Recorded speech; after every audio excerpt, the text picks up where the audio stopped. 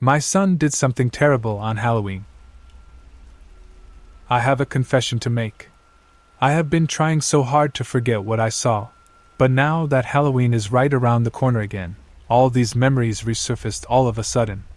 I now know it was wrong to keep my mouth shut. But before I tell my husband about it, and later on the authorities, I want to get it off my chest anonymously. Maybe this will help me confessing to my loved ones.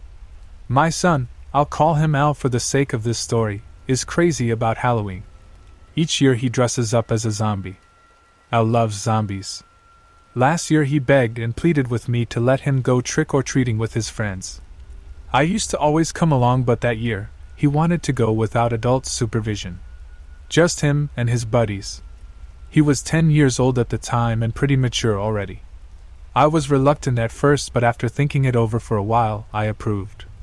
We live in a friendly rural neighborhood bordering on large cornfields. Everyone knows everyone. I figured that they would be fine.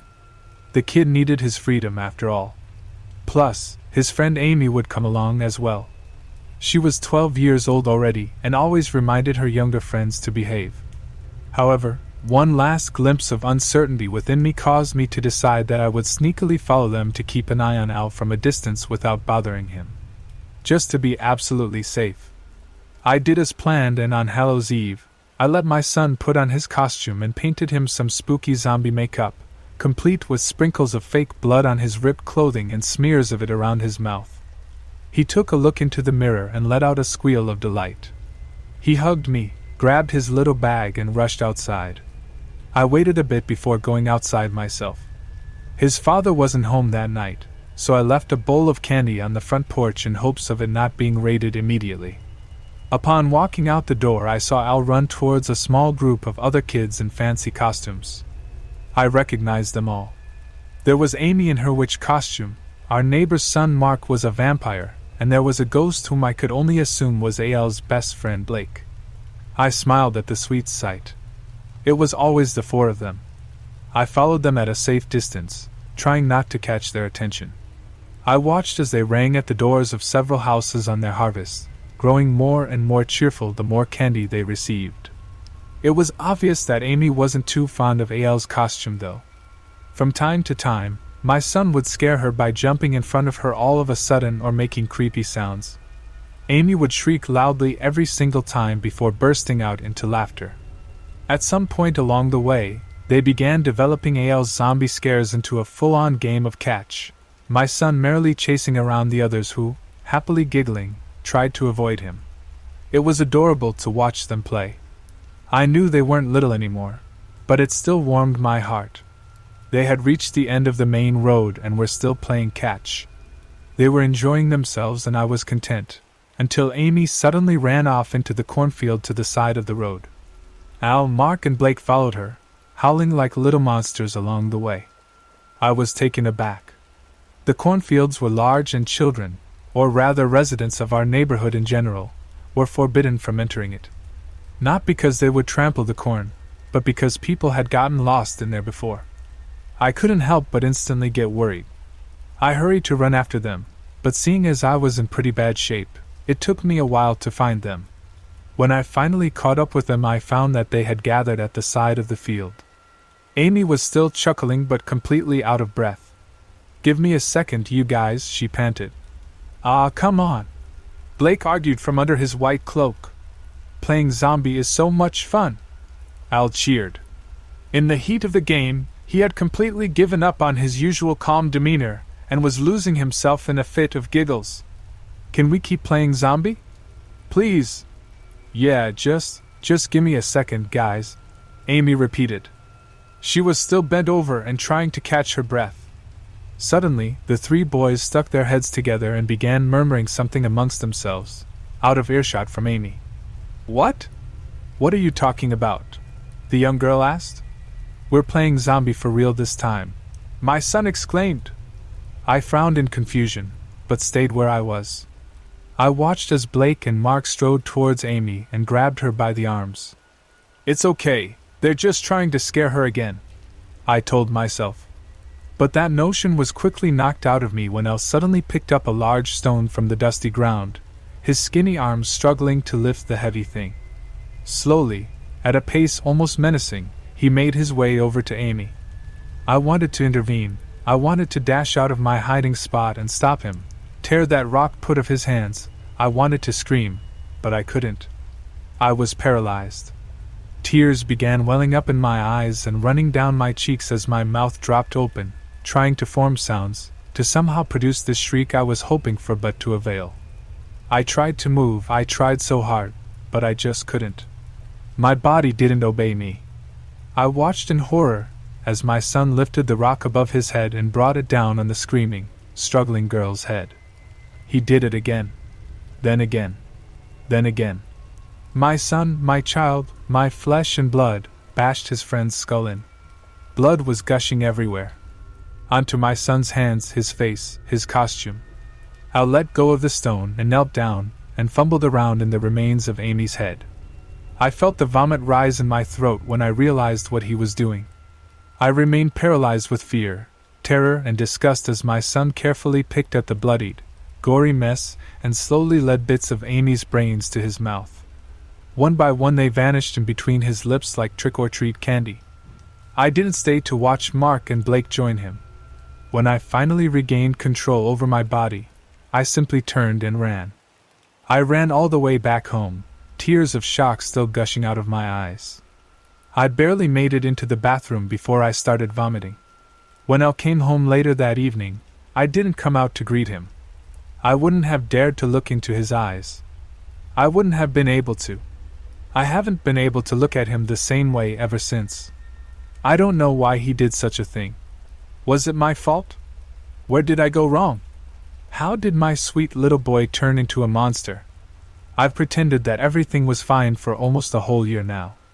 Every time I would run into Mark's or Blake's parents on my way around town, every time I would pick up my son from school, I pretended I never saw what I saw. They found Amy's corpse the day after Halloween. The police never found out who had done it, otherwise, I wouldn't be writing this right now. No suspects were ever arrested either. When they questioned my son, he lied through his teeth. Amy's parents moved away not long after. They couldn't stand being in that home in which they had made so many memories with their daughter. I know I should have told the police, and I hate myself for being too weak to do the right thing. I was scared. Scared of my own son, but at the same time scared of losing him too. I hate myself for not helping Amy. I don't know why I was unable to move, but had I been able to, if I could trade my life for hers, she would be standing here right now. I wish Halloween 2018 had never happened. It has left my son a killer, a sweet young girl dead, and me a guilt-stricken shell of my former self. I'm not stupid. I know that withholding information from the police in a case of child murder has severe legal consequences. I deserve everything that's coming to me. But so does he. I guess I thought telling the truth wouldn't make a difference. It wouldn't bring Amy back to life. But by now I know that those were just the cowardly, foolish thoughts of a cowardly and foolish woman. I know it's way too late, but for once I'm going to do the right thing. I'm going to use the blood-stained costume as evidence. I never disposed of it. They're going to figure out which stains are Amy's and which are fake blood, all right. I'm going to name Mark and Blake too. No more Halloween. No more playing zombie.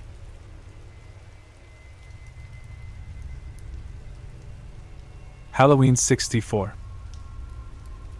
I had heard rumors of the game's existence on various gaming sites and messages boards, but I never thought it was actually real. I spent a little over a year trying to track down a copy, but I always came up empty-handed. That was until a few weeks ago, when the game decided to find me. I am here to beg you, do not go looking for it. If an unfamiliar game shows up at your door, leave it be. It can disguise itself under any platform and does not abide by the rules of our universe. If you are unfortunate enough to play it, I will provide instructions below to hopefully give you a fighting chance. The game decided to present itself to me on a Sunday at 12 a.m. It had manifested itself into a blank Nintendo 64 cartridge with no writing or sticker logo, and was placed outside my front door with no note or instruction. I paced around for 20 minutes, and tried to comprehend where it had come from, and who had delivered it. Eventually, I hooked up my console and inserted the cartridge. My version of the game had titled itself Halloween 64 and included an inverted Nintendo logo. It also displayed a few presumably non-existent dev companies like Eulogy Incorporated and Last Breath Software. The title screen included the words Halloween 64. Press start and text made to look like cheesy green slime. As soon as the game begins, you will be unable to quit until it is complete. I'm sure you're thinking, just turn it off, unplug it, or walk away.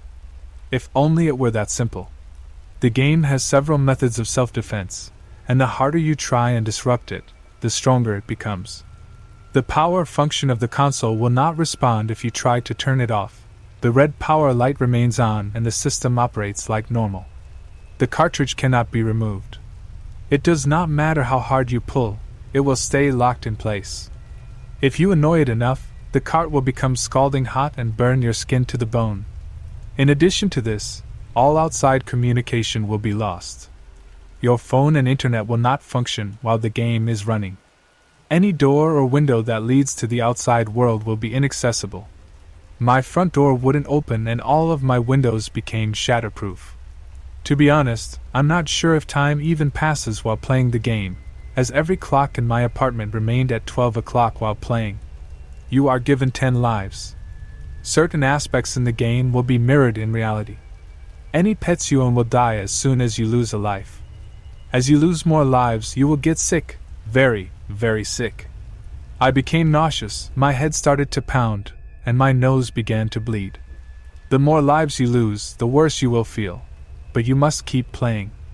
I can only conclude that losing all lives will result in death. Level I, the neighborhood. Your third-person character in Level 1 is a child dressed in a skeleton costume, carrying a jack-o'-lantern bucket.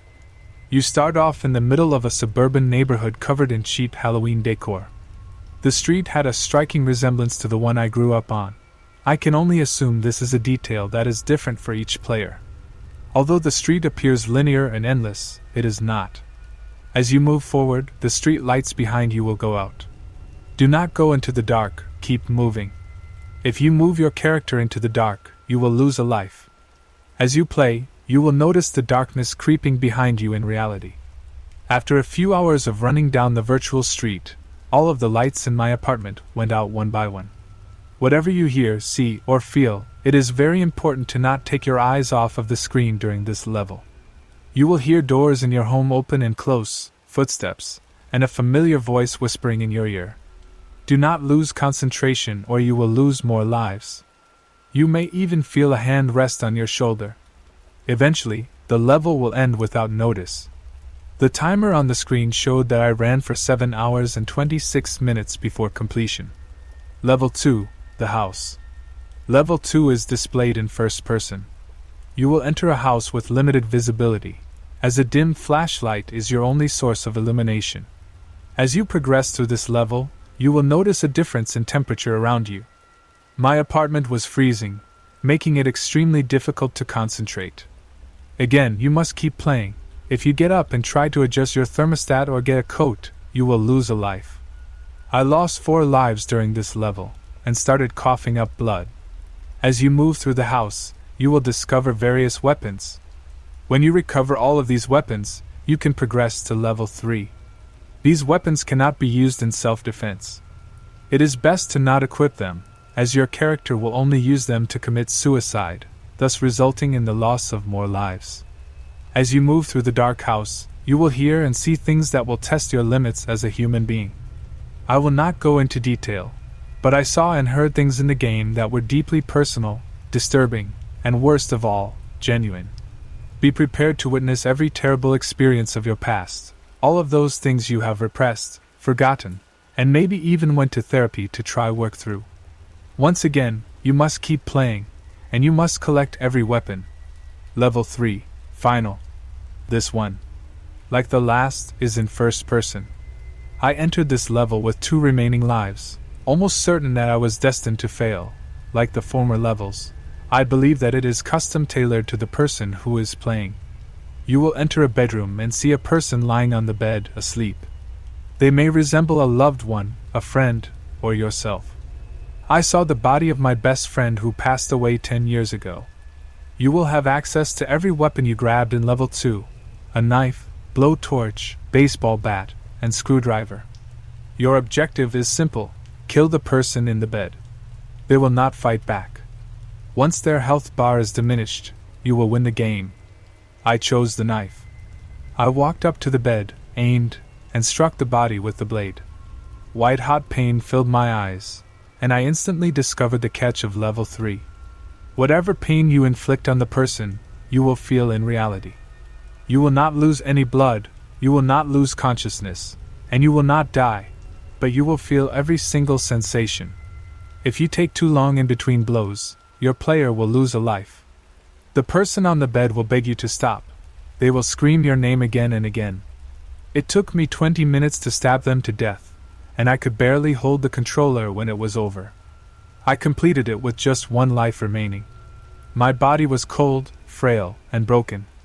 I remember reading "Game complete" on the screen just before blacking out. I am not sure of who the game will choose next, or if it already has chosen. I just pray that they will read this before it's too late.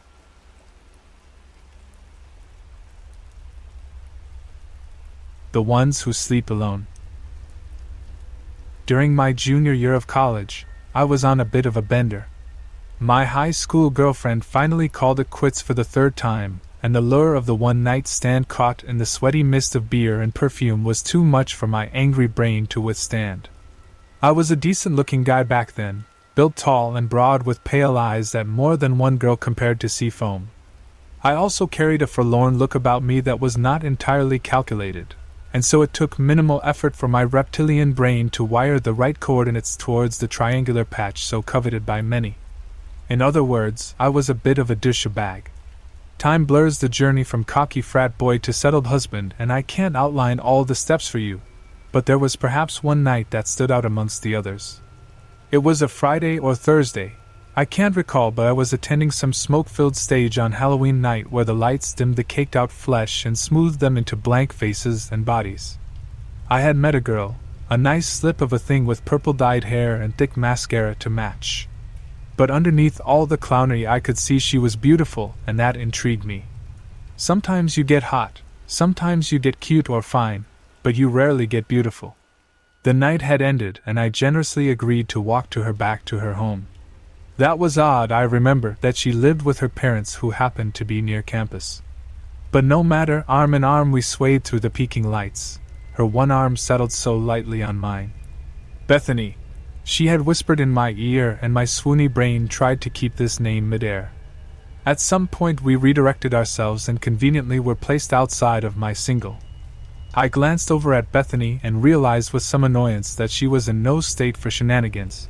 No, though her eyes were bright with drink and adrenaline, her head was drooping down. Fine, be it as it may. I was a bit of a douchebag, but I was not a rapist. I tried to get her to tell me where she lived, but she was starting to doze. And so we found ourselves in my bedroom, at 2 a.m. Good intentions, I swear. The buzz was wearing off on me too, and I was settling on a futon, while the girl was safely in my box spring twin. Classy guy that I was. I had only dozed for perhaps a minute when I jolted awake. I glanced up to see Bethany sitting upright, combing her hair back with her fingers and muttering something to herself. I jumped up and sat on the bed, still safely away while taking a temperature of the mood. "Hey, you okay?" "Can't sleep," she said, which seemed incongruent with her state 5 minutes ago. "Can you stay up with me?"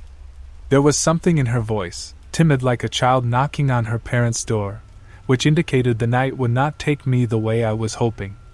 Fair enough, I had snipped that cord of hope well before we even set foot inside the apartment. But what was this now, about staying up with her? "What do you want to do?" I asked. Her silence was prolonged and awkward. Through the dim light, I could just see her features, delicate with hair hanging down her face. Beautiful, remember? But also young and scared, and she reminded me a bit of my sister. There was a game we used to play, called the 100 Lights, and perhaps inspired by this I offered this option. We could tell each other ghost stories. Bethany glanced at me. "What do you mean?" I shrugged, a bit embarrassed already. Just something my sister and I used to do when we were kids. We called it the 100 stories based on an old story. You were supposed to light 100 candles and take turns telling stories. After each story, you extinguished a candle, so that by the end, you were in pitch darkness. Then a real ghost was supposed to come. My paramour not to be glanced around. Well, where would we get 100 candles? I laughed. Well, obviously we didn't light any candles. But we improvised. We could start with the bathroom light, for example, then the desk lamp, and the overhead light, and so on. Kind of a fun way to end the night, no? And in the spirit of Halloween. Okay, but on one condition. Bethany looked away. You have to draw the curtains tight. It was a bit odd, but it made sense, I suppose. I flicked on all the lights in my bedroom and drew the curtains tight over the window, guaranteeing pitch blackness when all was done. As I jolted the curtain shut, I glanced at 2 lampposts shining dimly in the misty night air. Below, shadows flickered and I shivered, thinking about what might be out there. Somewhat invigorated by this new game, I launched into the first story, a classic about a boy who finds a tail and learns of the creature that it belonged to. After finishing it, I stood up and flicked off the light to the living room outside. The room was still bright and Bethany, who was looking as sober as ever, smiled at me. Her story was refreshingly creepy, about a demonic cat that slowly killed off family members, one by one. I couldn't ever recall hearing it before. Upon finishing, she stood and walked over to my desk lamp, shutting it off. As she walked by, I caught a whiff of her perfume and I marveled at how the theme of the night shifted so much. My turn. A story about vampires in a small town. I kind of cheated as it was based on one of my favorite stories by one of my favorite authors. Then Bethany went and told a weird story about a ghost that swallowed people's souls and turned them into lunatics. The details of this story escaped me, but I remember it was more weird than scary. I finished my next story and was just about to turn off the last light, which hung over the bedroom, when Bethany pointed to my DVD player, still glimmering its time in the dimming room. That first. Somewhat chagrined at being told about my own game, I complied. Bethany launched into yet another story about a giant who rose from the earth and killed a small boy. Much detail went into vivid descriptions of rending flesh and splattered guts, and if it were bright enough, she would have seen my mouth hung open. Okay. I started when she finished, and moved towards the final light, but her head shook again like a sudden blur. She pointed to my cell phone. Oh. The blinking light. She wanted it off. A sense of dread crept down my spine, but I shook it off. Wasn't this just some random party girl I picked up? We were playing some weird children's game, true, but I came up with it, not her. Somewhat impressed by her dedication, I switched my cell off. My turn. I told a quick, almost banal story about nothing much at all, just to get it over with. Then, as an almost act of defiance mixed with humor, I went to my kitchen and unplugged the fridge. There, I thought with satisfaction. 2 can play at this game. There was just 1 light left, and it was Bethany's turn. The overhead light in the bedroom cast a faint glow over her features. In a low monotone, she launched into it. Once there was a young girl who was never allowed to leave the home. Her parents were very strict and enforced a curfew every night. Thinking that her parents just had old-fashioned values, which may have stemmed from her older brother's untimely suicide years ago, this girl began to rebel in high school. She would stay out longer and longer and test her parents' limits, finally electing to spend one night locked in her science lab at school. When she woke up the next day, she opened the door to find her father waiting for her. To her surprise and somewhat horror, he had tears in her eyes. "Dad, what is it?" the girl asked. "Honey, it's time you knew." The father explained to the daughter that the reason they never let her spend the night away from home was because of what happened to the girl while she slept. You see, there was a curse in this girl's family, passed from generation to generation. The women in the family, when they fell asleep they changed. Changed? The girl asked her father. What do you mean changed? We never really know what it is like when we sleep, do we? Even in the presence of others. When we sleep we are unaware of ourselves. Maybe we all briefly change, matter changing into something else. How do we know? We are asleep. But the father continued, some of us change for longer than that. We change into things that beget unspeakable horrors. The girl laughed. Are you implying that when I fall asleep, I turn into some kind of monster, like a Medusa? I only wish, her father said. We know what Medusa looks like. This is something more, something that has no words. At that point, he began to weep loudly, and for a second, the girl's incredulity was briefly shaken. She, of course, began to experiment. She set up a video camera at night. But every night, like clockwork, she would turn off the camera right before she fell asleep. She never remembered this, mind you, she just watched herself the next day get up and move over and hit the off button. It was as if whatever lived in her had a desire to survive, and so ensured it would never be caught. It was then the girl began to believe her father. One night, before bed, she knocked on his door. As she walked in, like a light bulb, she realized that her parents might sleep separately for reasons other than what she assumed. Dad, have you ever seen Mom change? Her father looked at her with wide eyes. No, he whispered, but your brother did. The girl never again stayed away from her parents' home. She always ensured she was in bed like clockwork, at a reasonable hour, away from the eyes of others. And so all were safe. As the story ended, Bethany looked at me. Wordlessly, she got up and flicked the last switch off. The room plummeted into a deep darkness. Nice story, I wanted to say, but I found myself unable to speak. Bethany was silent, and I heard her yawn and lie down. Within a minute I heard the rhythmic breathing of her slumber. I sat immobile in the dark. Somehow, the darkness seemed to deepen around the direction of my bed. I heard muffled breathing that grew deeper and coarser, and felt something stir where Bethany was lying. It rustled and moved slowly in my direction. I wanted to move, I wanted to scream then, but nothing would come out. The rustling grew louder, and I felt the sheets of the bed slide off. And then, just as abruptly, the rustling slowed and stopped. The coarse breathing also abruptly ended. There was dead silence. My hand twitched towards the light switch, but I otherwise sat still. It would be hours until morning,